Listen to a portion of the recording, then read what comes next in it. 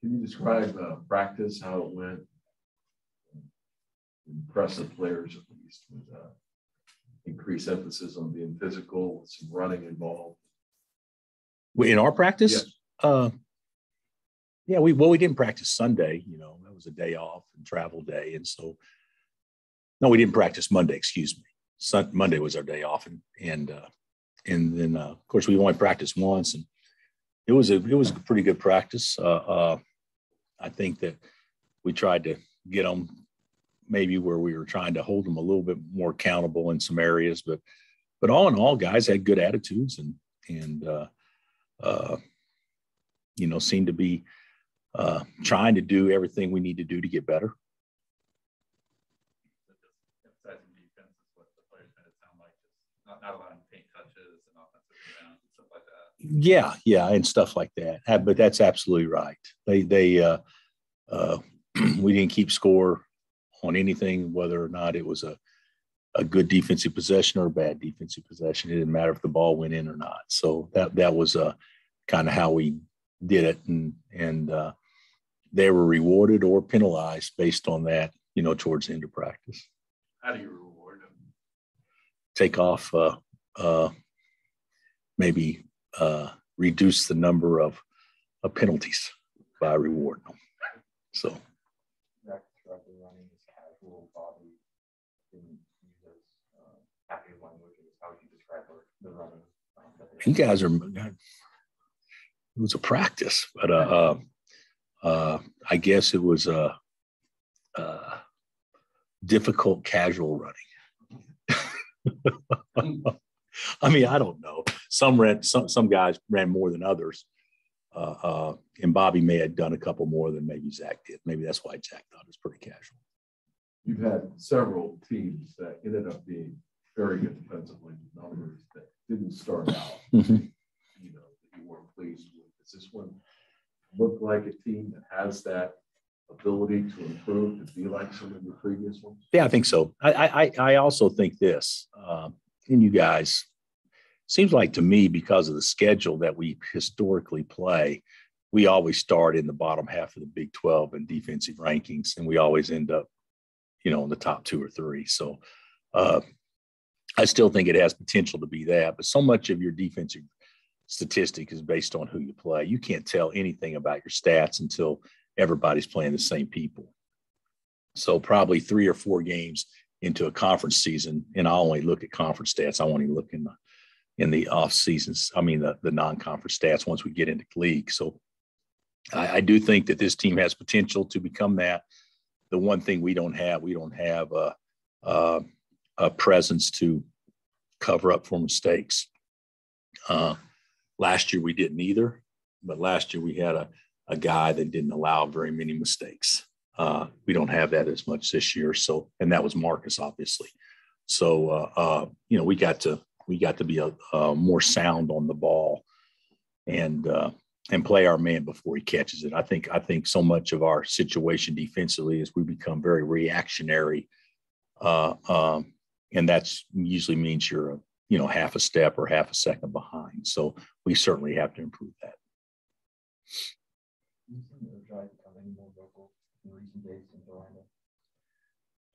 Guys, we practiced for an hour and 45 minutes in recent days. I mean, so it's hard to tell.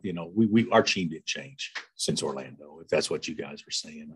I actually thought we played fairly well in Orlando in stretches, but no, Ochai, I think, is doing a pretty good job of being vocal, but I didn't notice a total personality change in the last 24 hours. So I don't think it works like that.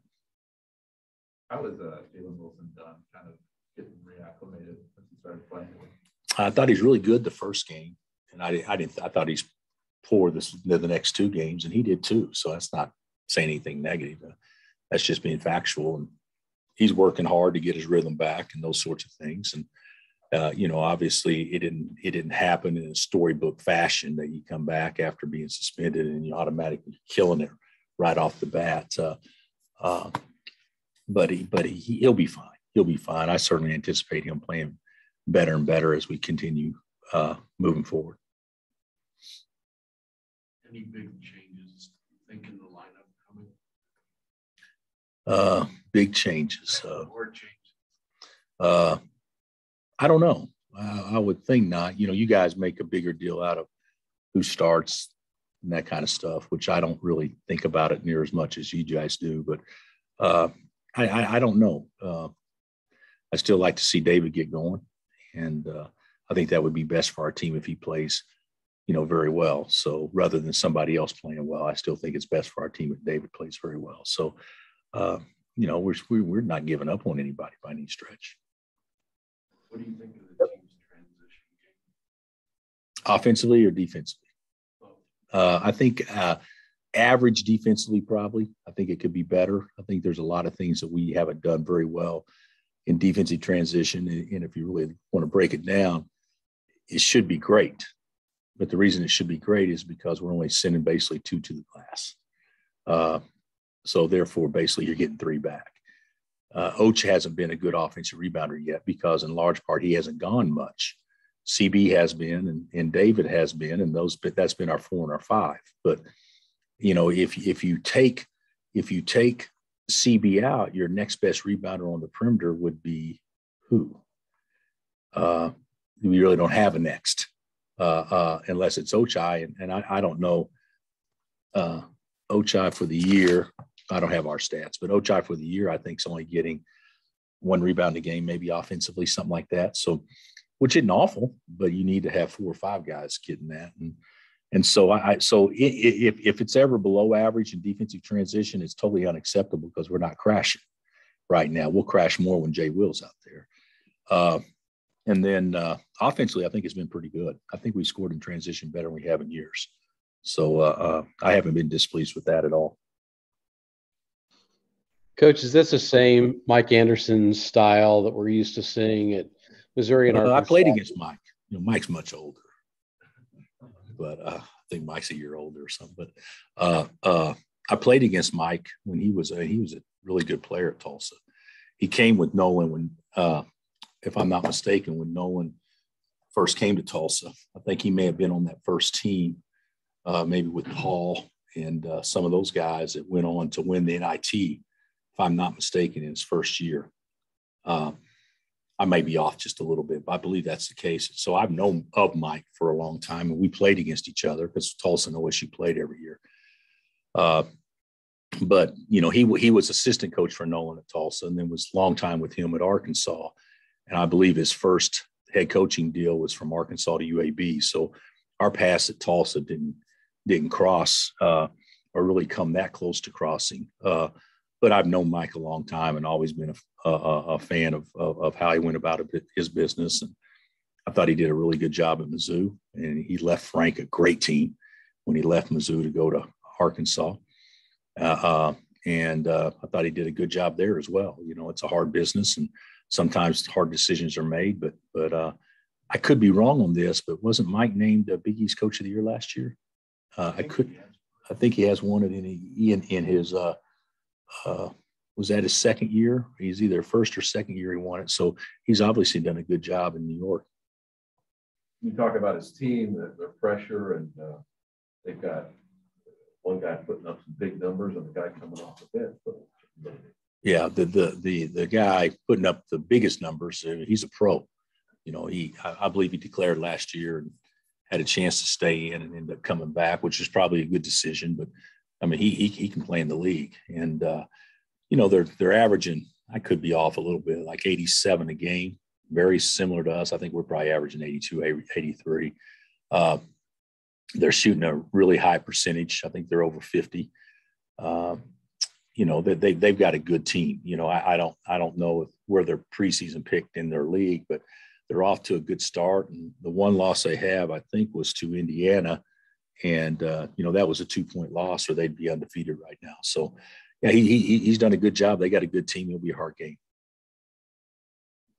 Got a pro. He's about 6'7", 6'8", right? Mm-hmm. How do you kind of match up with him?